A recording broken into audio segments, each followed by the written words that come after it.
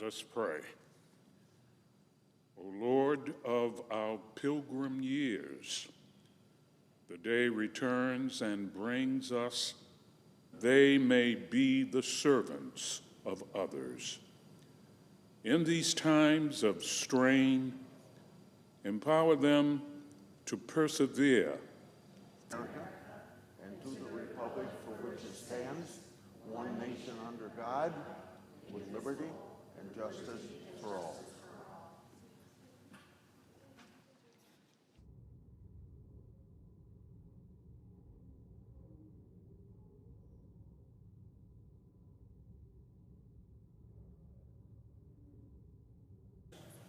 To Main Street, America, and to the rural communities, all of this throughout America. It makes key business provisions from the 2017 tax law permanent to provide job creators the certainty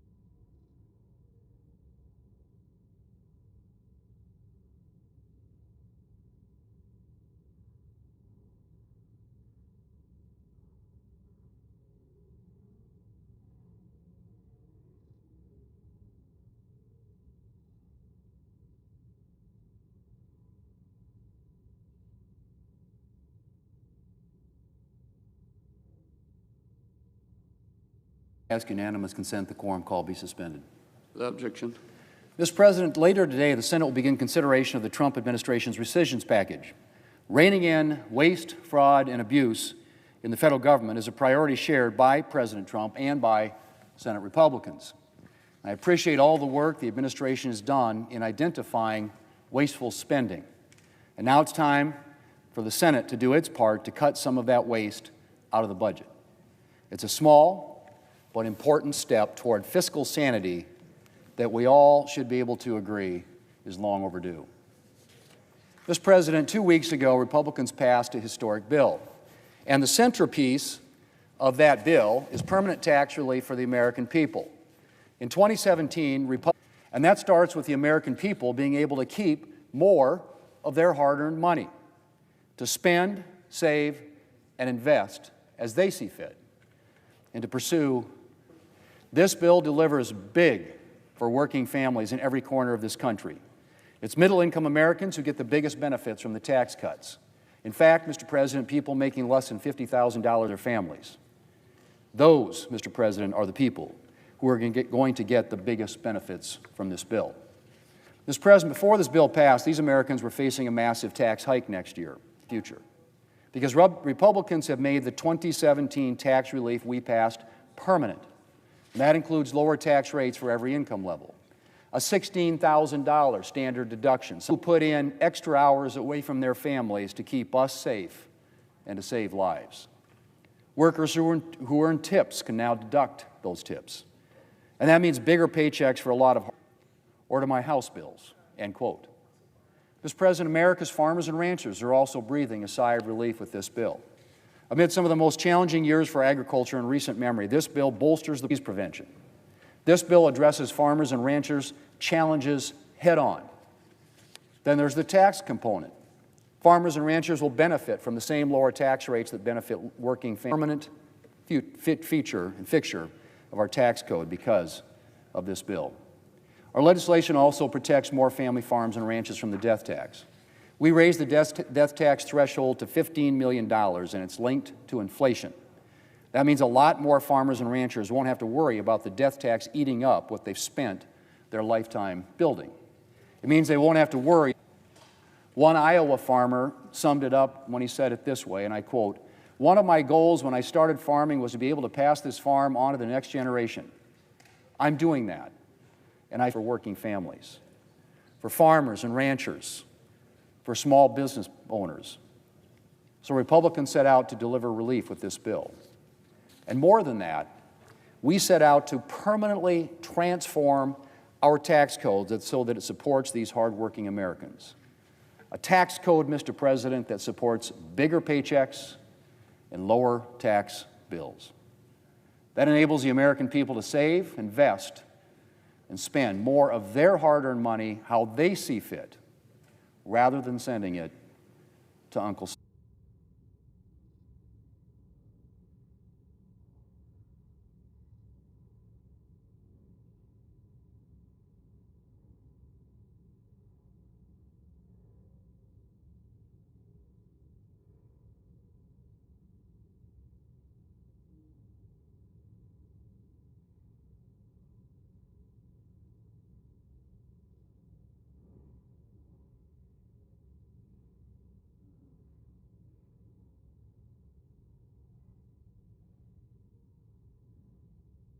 On the world stage.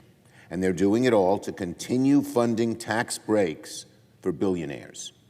Today, Senate Republicans turn this chamber into a subservient. All say the bill is lacking specific information, and some claim they haven't even been told how the cuts will even be applied. How can we devastate programs, rip away bipartisan funding, and impact millions of Americans without even knowing how this bill will be implemented? Republicans embrace the credo of cut, cut, cut now and ask questions later. Cut health care for 17 million Americans. Cut food assistance to hungry kids. Cut good-paying energy jobs. Let the CCP, the Chinese Communist Party, get ahead of us. Never mind the kids who will go hungry, or the families who will lose insurance, or the people who will get sick and die. It's all worth it, Republicans seem to think, so long as billionaires and special interests pay less in taxes. Senate Democrats, however, know that our job in this chamber is to govern, is to legislate, not to make it abundantly clear they have not materially improved this proposal. We will do everything in our power to mitigate the damage ours are unilaterally doing to the American people. And sometimes, all too often, public broadcasting is the only way for people to hear what's going on. It's a matter of life and death. So why is Donald Trump so hell-bent on taking? Donald Trump's hatred of foreign aid has nothing to do with making government more efficient, and it has nothing to do with eliminating waste. It's incompetence, simple incompetence and cruelty, instead of going to hungry kids. Again, this emergency food could save lives. It could prevent kids literally from starving to death. In places like foreign aid, at the start of this administration, these 500 tons of food will be turned into ash. This is just one very glaring, very troubling example of how our Republican colleagues are really full of it when they say they want to eliminate waste. They don't really care about that. They care about just cut, cut, cut. The floor is yours. It creates a vacuum, which China and Russia are all too eager to step into.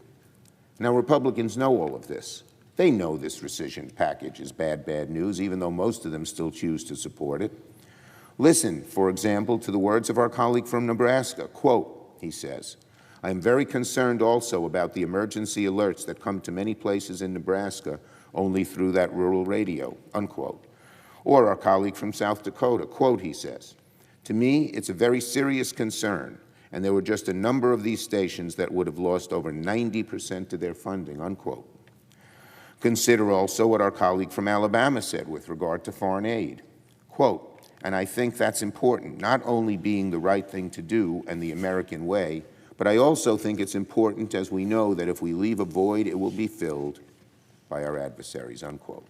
Now, these are nice words, but every one of the Republicans, every single one of the Republicans I just quoted, voted yes yesterday. And actions speak louder than words. It does no good to express concern about legislation only to vote yes in the end.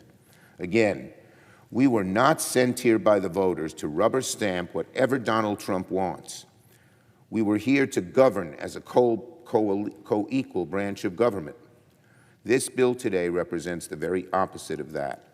It is enabling Donald Trump's lawlessness. At worst, this is just one piece of an evil puzzle.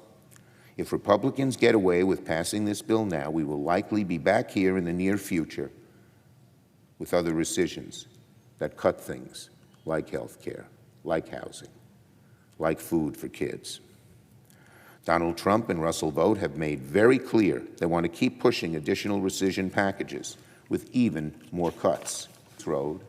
They will not only cede power to Donald Trump, but they will also tell the American people they won't fight to protect their hospitals, seniors, education, nutrition funding, public health, public safety.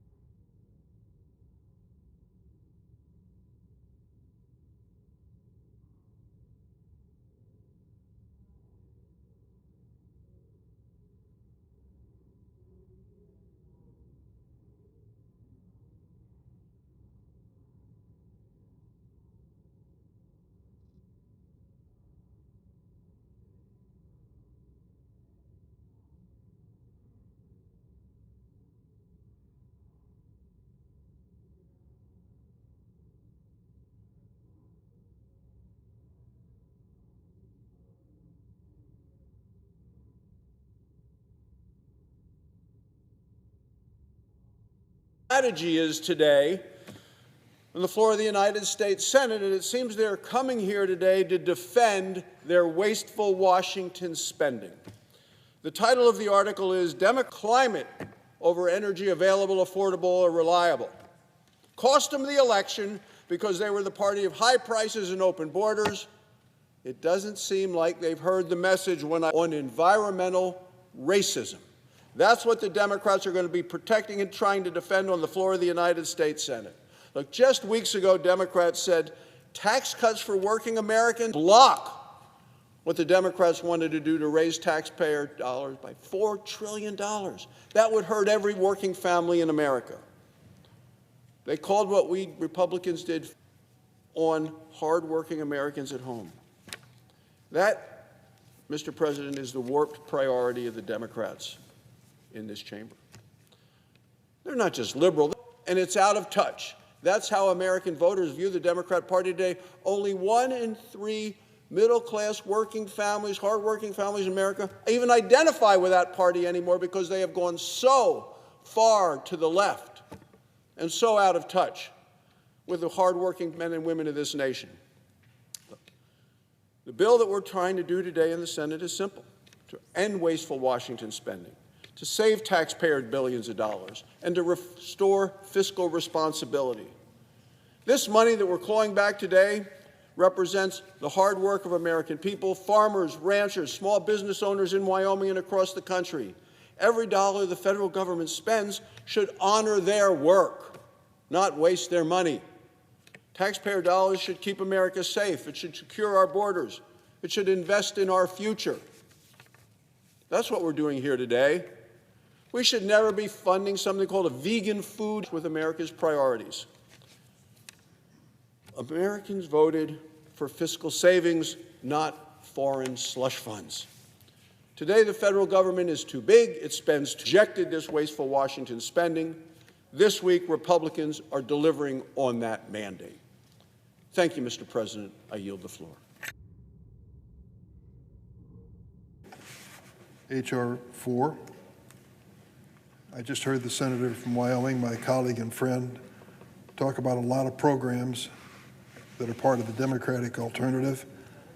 This bill contains no reference whatsoever to the projects that he's mentioning. I don't know where they came from. They certainly are news to me. But I do know what this, just a few days ago, this body was voting for a Republican proposal called the Big Beautiful Bill, which was a betrayal of rural areas as well. I know because the administrators of hospitals in downstate Illinois have come to meet with me personally in Washington and tell me what the elimination of Medicaid and the reduction of Medicaid coverage is going to mean. For many of these hospitals, more than half of the patients are covered by Medicaid. More than half of the services that are rendered by the hospitals are paid by Medicaid. A cutback in funding for that program is going to hurt individuals. 11 million individuals are going to lose their health insurance in the United States. Millions of others will see their health insurance become much more expensive, dramatically more expensive. Is that what the American people voted for in the last election? I think not. Overwhelmingly by a margin of 2-1, they reject this Republican strategy of cutting health care and cutting health insurance coverage in order to give tax breaks to the wealthiest people in America. For goodness sakes, $346,000 tax cut for Elon Musk. He won't even notice it. He's a multi-billion